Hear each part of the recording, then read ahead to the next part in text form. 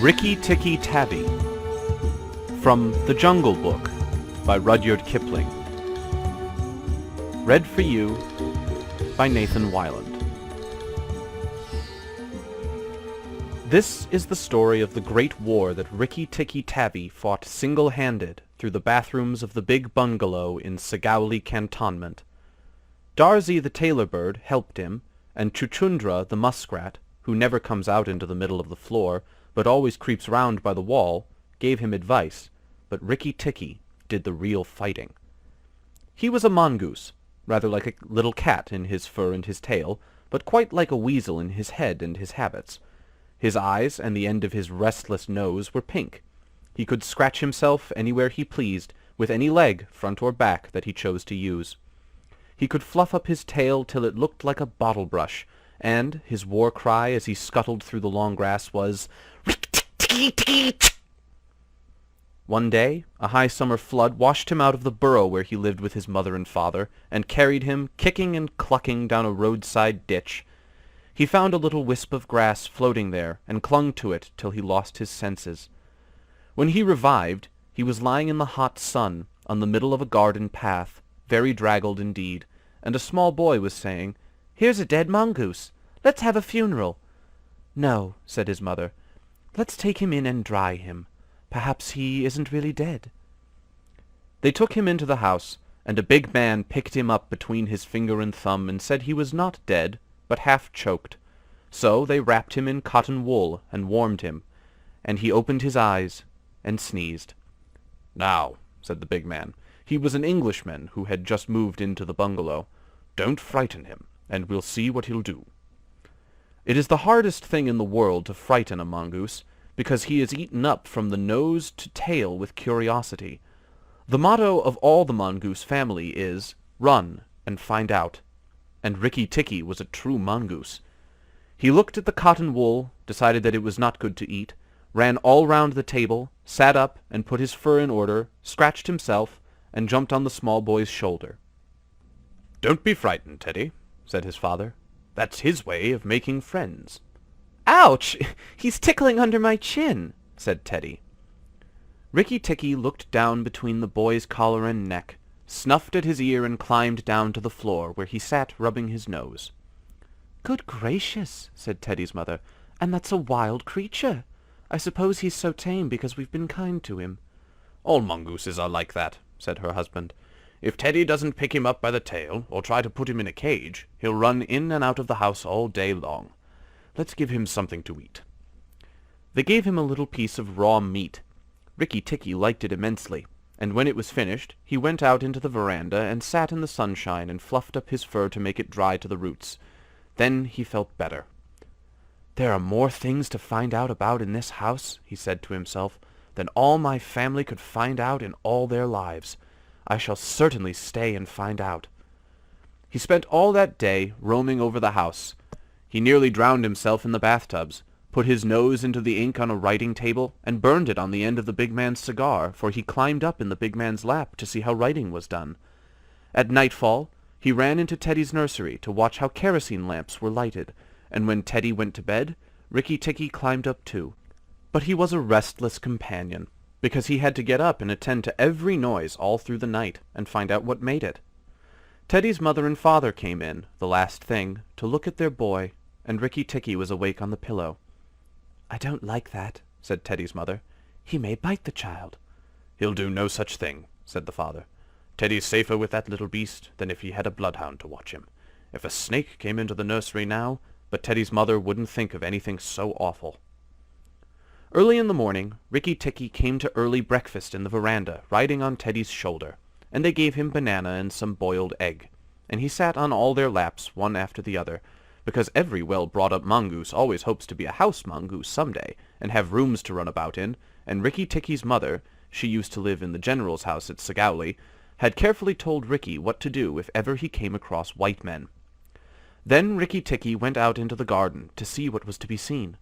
It was a large garden, only half cultivated, with bushes as big as summer houses of Marshall Neal roses, lime and orange trees, clumps of bamboo, and thickets of high grass. Rikki Tikki licked his lips. "This is a splendid hunting ground," he said. and his tail grew bottle-brushy at the thought of it, and he scuttled up and down the garden, snuffing here and there, till he heard very sorrowful voices in a thorn bush. It was Darzee, the tailor bird, and his wife. They had made a beautiful nest by pulling 2 big leaves together and stitching them up the edges with fibers, and had filled the hollow with cotton and downy fluff. The nest swayed to and fro as they sat on the rim and cried. "What is the matter?" asked Rikki Tikki. "We are very miserable," said Darzee. "One of our babies fell out of the nest yesterday, and Nog ate him." "Hm," said Rikki Tikki. "That is very sad. But I am a stranger here. Who is Nog?" Darzee and his wife only cowered down in the nest without answering, for from the thick grass at the foot of the bush there came a low hiss, a horrid cold sound that made Rikki Tikki jump back 2 clear feet. Then inch by inch out of the grass rose up the head and spread hood of Nog, the big black cobra, and he was 5 feet long from tongue to tail. When he had lifted 1/3 of himself clear of the ground, he stayed balancing to and fro, exactly as a dandelion tuft balances in the wind, and he looked at Rikki Tikki with the wicked snake's eyes that never change their expression, whatever the snake may be thinking of. "Who is Nog?" he said. "I am Nog.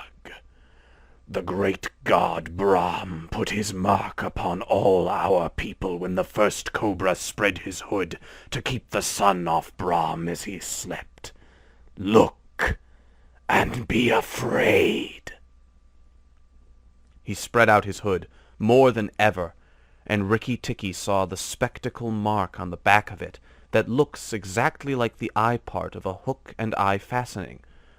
He was afraid for the minute, but it is impossible for a mongoose to stay frightened for any length of time, and though Rikki Tikki had never met a live cobra before, his mother had fed him on dead ones, and he knew that all a grown mongoose's business in life was to fight and eat snakes. Nog knew that too, and at the bottom of his cold heart he was afraid. "Well," said Rikki Tikki, and his tail began to fluff up again. "Marks or no marks, do you think that it is right for you to eat fledglings out of a nest?" Nog was thinking to himself, and watching the least little movement in the grass behind Rikki Tikki. He knew that mongooses in the garden meant death sooner or later for him and his family, but he wanted to get Rikki Tikki off his guard, so he dropped his head a little and put it on one side. "Let us talk," he said. "You eat eggs.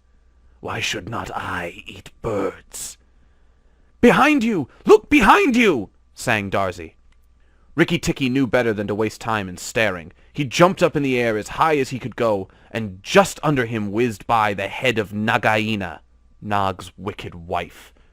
She had crept up behind him as he was talking, to make an end of him, and he heard her savage hiss as the stroke missed. He came down almost across her back, and if he had been an old mongoose, he would have known that then was the time to break her back with one bite. But he was afraid of the terrible lashing return stroke of the cobra. He bit, indeed, but did not bite long enough, and he jumped clear of the whisking tail, leaving Nagaina torn and angry.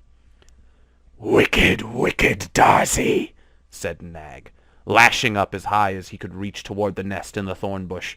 But Darzee had built it out of reach of snakes, and it only swayed to and fro. Rikki Tikki felt his eyes growing red and hot. When a mongoose's eyes grow red, he is angry, and he sat back on his tail and hind legs like a little kangaroo, and looked all around him, and chattered with rage. But Nog and Nagaina had disappeared into the grass. When a snake misses its stroke, it never says anything or gives any sign of what it means to do next. Rikki Tikki did not care to follow them, for he did not feel sure that he could manage 2 snakes at once. So he trotted off to the gravel path near the house, and sat down to think. It was a serious matter for him. If you read the old books of natural history, you will find that they say that when the mongoose fights the snake and happens to get bitten, he runs off and eats some herb that cures him. That is not true. The victory is only a matter of quickness of eye and quickness of foot. Snakes blow against mongooses jump, and as no eye can follow the motion of a snake's head when it strikes, that makes things much more wonderful than any magic herb. Rikki-Tikki knew he was a young mongoose, and it made him all the more pleased to think that he had managed to escape a blow from behind. It gave him confidence in himself, and when Teddy came, running down the path, Rikki-Tikki was ready to be petted. But just as Teddy was stooping, something flinched a little in the dust, and a tiny voice said, "Be careful, I am death." It was Karate, the dusty brown snakeling that lies for choice on the dusty earth, and his bite is as dangerous as the cobra's, but he is so small that nobody thinks of him, and so he does the more harm to people. Rikki-Tikki's eyes grew red again, and he danced up to Karate with the peculiar rocking, swaying motion that he had inherited from his family. It looks very funny, but it is so perfectly balanced a gait that you can fly off from it at any angle you please, and in dealing with snakes, this is an advantage. If Rikki-Tikki had only known, he was doing a much more dangerous thing than fighting Nag, for Karate is so small and can turn so quickly that unless Rikki bit him close to the back of the head, he would get the return stroke in his eye or lip. But Rikki did not know. His eyes were all red, and he rocked back and forth, looking for a good place to hold. Karate struck out. Rikki jumped sideways and tried to run in, but the wicked little dusty gray head lashed within a fraction of his shoulder, and he had to jump over the body, and the head followed his heels close. Teddy shouted to the house, "Oh, look here! Our mongoose is killing a snake!" And Rikki-Tikki heard a scream from Teddy's mother.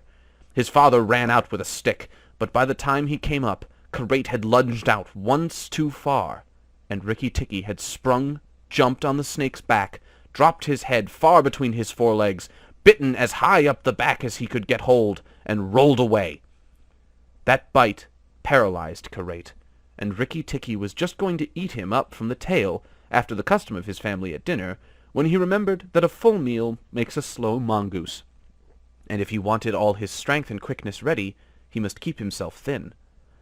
He went away for a dust bath under the castor oil bushes, while Teddy's father beat the dead Karate. "What is the use of that?" thought Rikki-Tikki. "I have settled it all." And then Teddy's mother picked him up from the dust and hugged him, crying that he had saved Teddy from death, and Teddy's father said that he was a providence, and Teddy looked on with big scared eyes. Rikki-Tikki was rather amused at all the fuss, which, of course, he did not understand. Teddy's mother might just as well have petted Teddy for playing in the dust. Rikki was thoroughly enjoying himself. That night, at dinner, walking to and fro among the wine-glasses on the table, he could have stuffed himself 3 times over with nice things, but he remembered Nag and Nagaina, and though it was very pleasant to be patted and petted by Teddy's mother, and to sit on Teddy's shoulder, his eyes would get red from time to time, and he would go off into his long war cry of Rikki-Tikki-Tavi. Teddy carried him off to bed, and insisted on Rikki-Tikki sleeping under his chin. Rikki-Tikki was too well bred to bite or scratch, but as soon as Teddy was asleep, he went off for his nightly walk round the house, and in the dark he ran up against Chuchundra, the muskrat, creeping round by the wall. Chuchundra is a broken-hearted little beast. He whimpers and cheeps all the night, trying to make up his mind to run into the middle of the room, but he never gets there. "Don't kill me," said Chuchundra, almost weeping. "Rikki-Tikki, don't kill me." "Do you think a snake-killer kills muskrats?" said Rikki-Tikki scornfully. "Those who kill snakes get killed by snakes," said Chuchundra, more sorrowfully than ever. "And how am I to be sure that Nag won't mistake me for you some dark night?" "There's not the least danger," said Rikki-Tikki. "But Nag is in the garden, and I know you don't go there." "My cousin, Chua, the rat, told me," said Chuchundra, and then he stopped. "Told you what?" "Hush! Nag is everywhere, Rikki-Tikki. You should have talked to Chua in the garden." "I didn't, so you must tell me. Quick, Chuchundra, or I'll bite you." Chuchundra sat down and cried till the tears rolled off his whiskers. "I am a very poor man," he sobbed. "I never had spirit enough to run out into the middle of the room. Hush! I mustn't tell you anything. Can't you hear, Rikki Tikki? Rikki Tikki listened. The house was as still, but he thought he could just catch the faintest scratch in the world, a noise as faint as that of a wasp walking on a window pane, the dry scratch of a snake's scales on brickwork. "That's Nag, or Nagaina," he said to himself, "and he is crawling into the bathroom sluice. You're right, Chuchundra. I should have talked to Chua." He stole off to Teddy's bathroom, but there was nothing there, and then to Teddy's mother's bathroom. At the bottom of the smooth plaster wall there was a brick pulled out to make a sluice for the bathwater, and as Rikki Tikki stole in by the masonry curb where the bath is put, he heard Nag and Nagaina whispering together outside in the moonlight. "When the house is emptied of people," said Nagaina to her husband, "he will have to go away, and then the garden will be our own again. Go in quietly, and remember that the big man who killed Karate is the first one to bite. Then come out and tell me, and we will hunt for Rikki Tikki together." "But are you sure that there is anything to be gained by killing the people?" said Nag. "Everything. When there were no people in the bungalow, did we have any mongoose in the garden? So long as the bungalow is empty, we are king and queen of the garden. And remember that as soon as our eggs in the melon bed hatch, as they may tomorrow, our children will need room and quiet." "I had not thought of that," said Nag. "I will go, but there is no need that we should hunt for Rikki Tikki afterward. I will kill the big man and his wife and the child, if I can, and come away quietly. Then the bungalow will be empty, and Rikki Tikki will go." Rikki Tikki tingled all over with rage and hatred at this, and then Nag's head came through the sluice, and his 5 feet of cold body followed it. Angry as he was, Rikki Tikki was very frightened as he saw the size of the big cobra. Nag coiled himself up, raised his head, and looked into the bathroom in the dark, and Rikki could see his eyes glitter. "Now, if I kill him here, Nagaina will know, and if I fight him on the open floor, the odds are in his favor. What am I to do?" said Rikki-Tikki-Tavi. Nag waved to and fro, and then Rikki Tikki heard him drinking from the biggest water jar that was used to fill the bath. "That is good," said the snake. "Now, when Karate was killed, the big man had a stick. He may have that stick still, but when he comes in to bathe in the morning, he will not have a stick. I shall wait here till he comes. Nagaina, do you hear me? I shall wait here in the cool till daytime."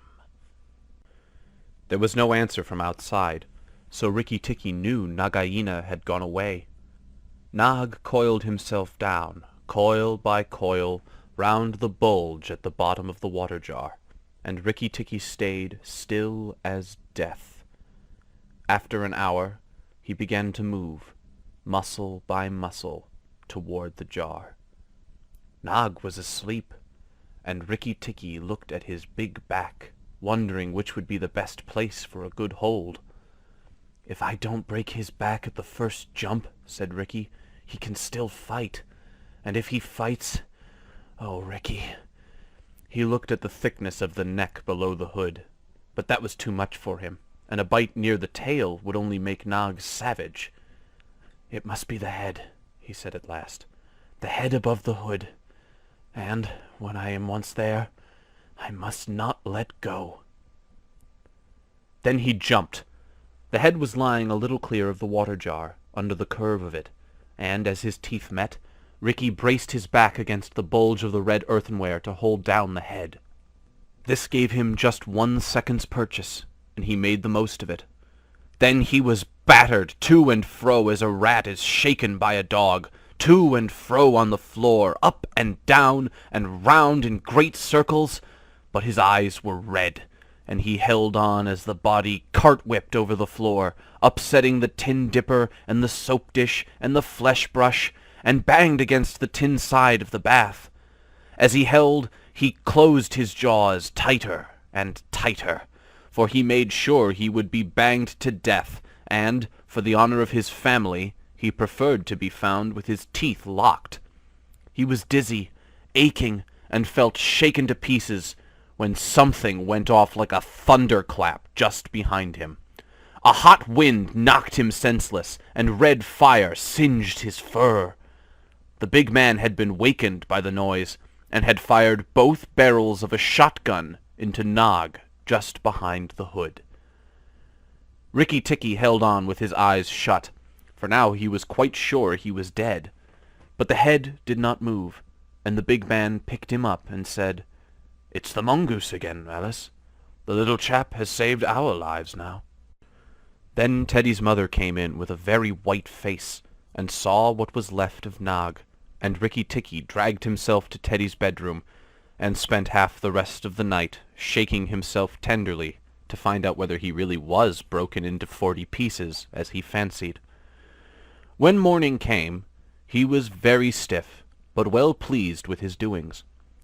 "Now I have Nagaina to settle with, and she will be worse than 5 nags, and there's no knowing when the eggs she spoke of will hatch.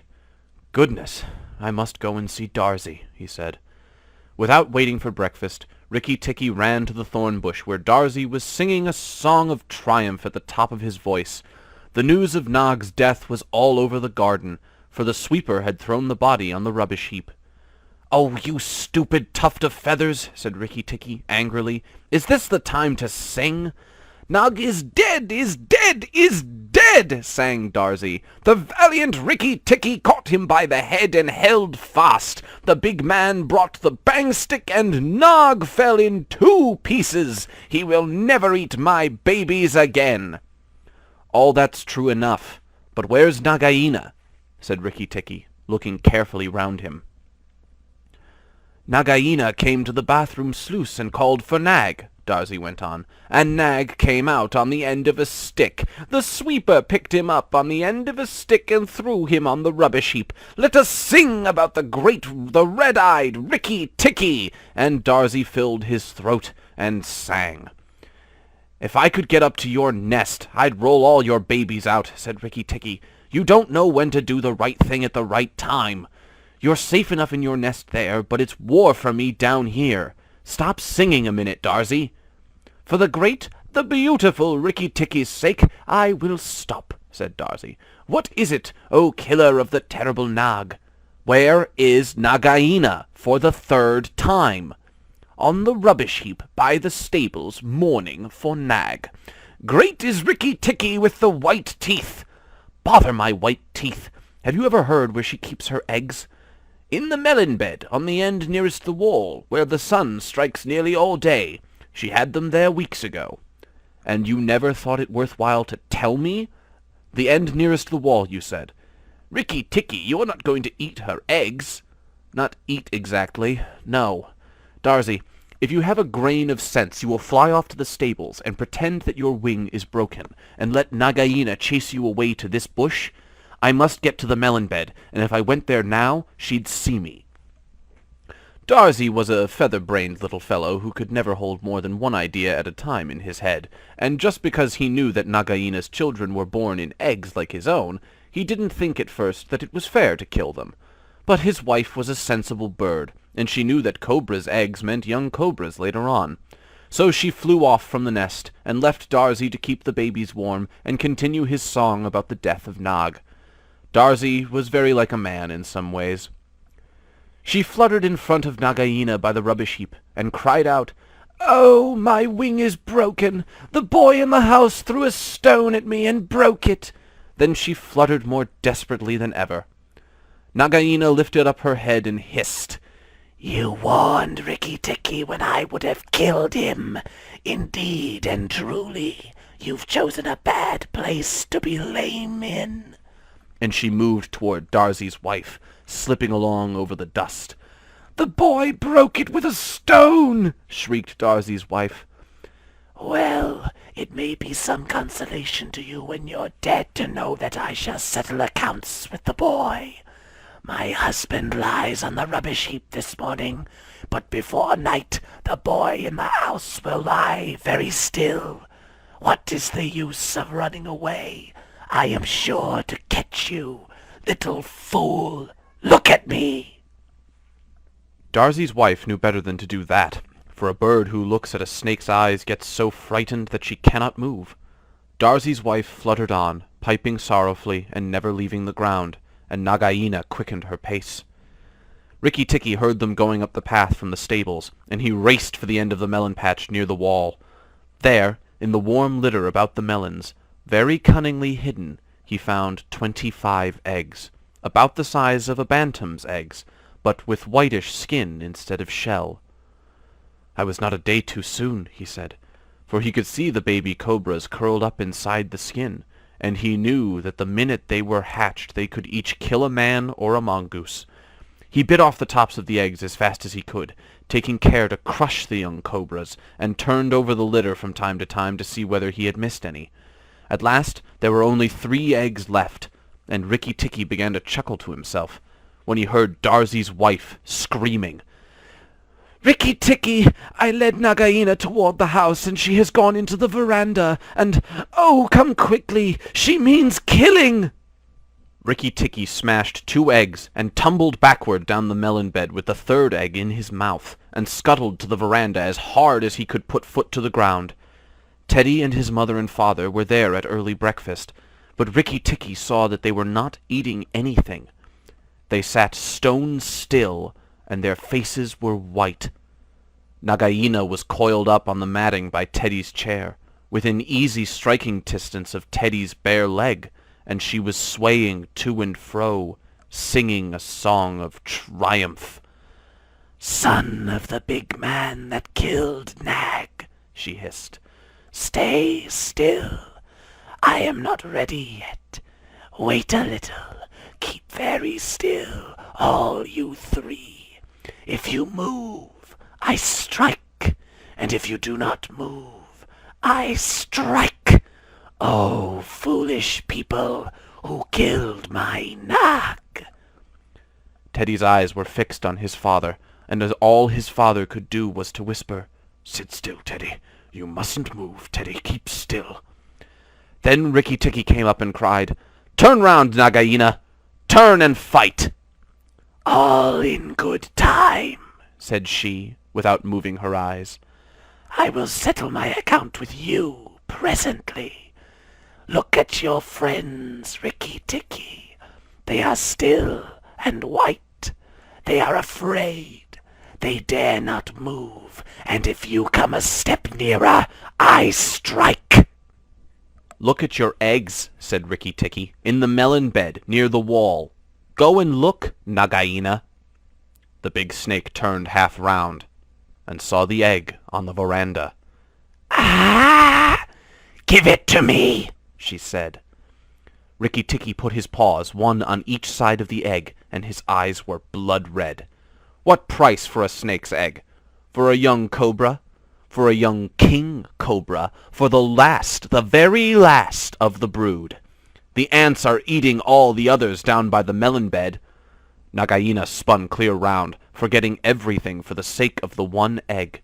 And Rikki Tikki saw Teddy's father shoot out a big hand, catch Teddy by the shoulder, and drag him across the little table with the teacups, safe and out of reach of Nagaina. "Tricked! Tricked! Tricked!" chuckled Rikki Tikki. "The boy is safe, and it was I that caught Nog by the hood last night in the bathroom." Then he began to jump up and down, all 4 feet together, his head close to the floor. "He threw me to and fro, but he could not shake me off. He was dead before the big man blew him in 2. I did it. Rikki-Tikki-Tavi! Come then, Nagaina. Come and fight with me. You shall not be a widow long." Nagaina saw that she had lost her chance of killing Teddy, and the egg lay between Rikki Tikki's paws.